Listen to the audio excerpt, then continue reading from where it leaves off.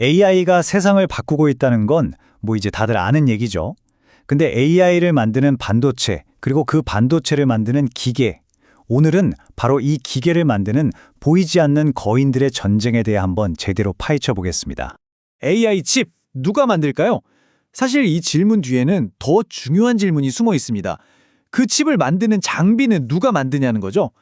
오늘 우리는 기술계의 숨은 진짜 강자, 바로 이 반도체 장비 회사들이 2025년 한 해 동안 어떻게 거대한 전쟁의 한복판에 서게 되었는지 그 이야기를 자세히 들여다보려고 합니다. 자, 2025년의 시작은 그야말로 장밋빛이었습니다. AI 때문에 더 강력한 칩이 미친 듯이 필요해졌거든요. 네덜란드의 ASML이 빛으로 회로를 그리고 미국의 어플라이드 머티리얼즈랑 램리서치가 웨이퍼를 깎고 쌓고 일본의 도쿄 일렉트론이 그 뒤를 바치고 이 회사들은 말 그대로 디지털 골드러시의 곡괭이를 파는 핵심 중의 핵심이었죠. 이게 어느 정도냐면요. 분석가들이 예측하기를 엔비디아 한 회사가 2027년까지 AI로 벌어들일 돈이 자그마치 2,590억 달러라는 겁니다. 상상해 가시나요?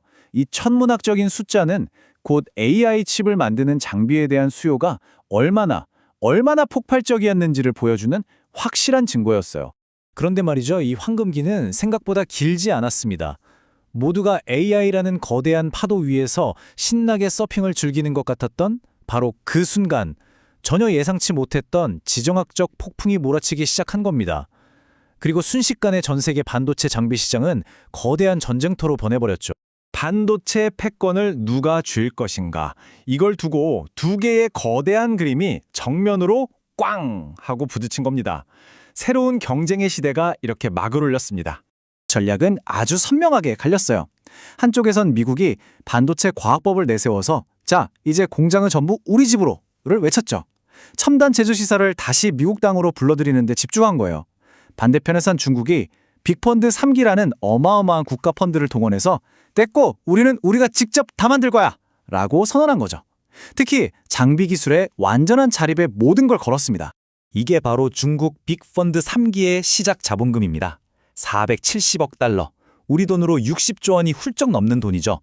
이 막대한 자금은 그냥 뿌려지는 게 아니었어요. AMEC나 나오라 같은 자국의 장비 회사를 콕 집어서 키우겠다는 아주 명확한 목표를 가지고 투입됐습니다.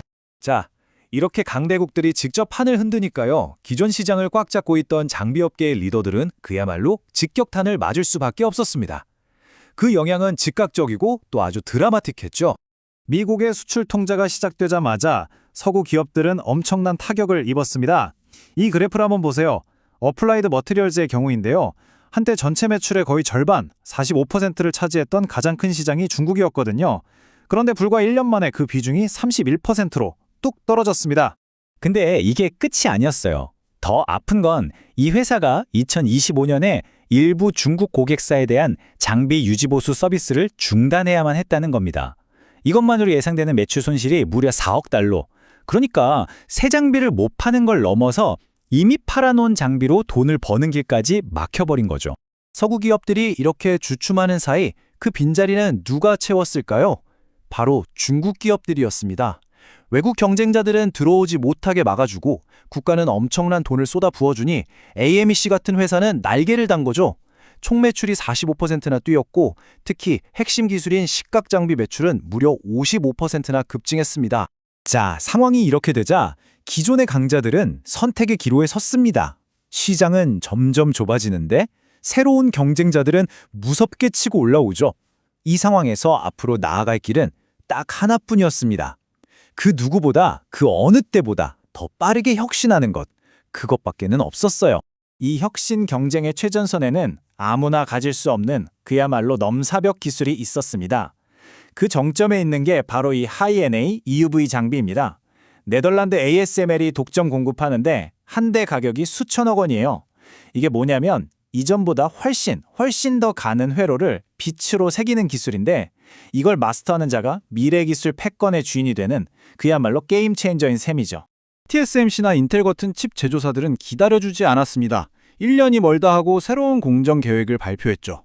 2025년에 2나노 양산 시작, 그리고 불과 3년 뒤에는 1.4나노, 그러니까 14옹스트럼 시대를 열겠다.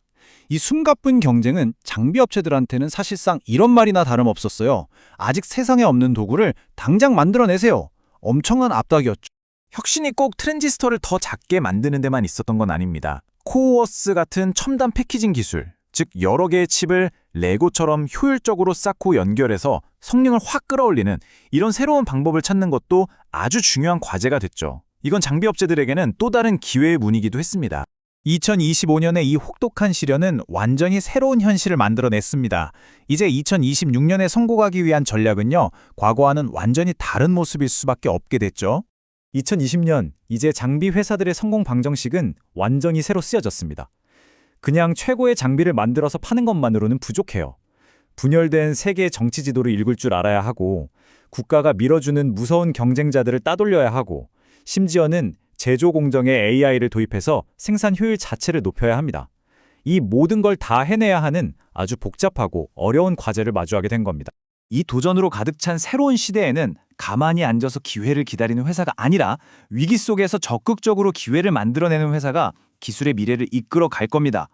오늘 우리가 살펴본 이 반도체 장비 전쟁은요, 단순히 기계 몇 대 더 파는 싸움이 아닙니다. 미래 기술 패권이 어디로 갈지를 결정하는 지금 이 순간 가장 중요하고 가장 치열한 최전선인 셈이죠.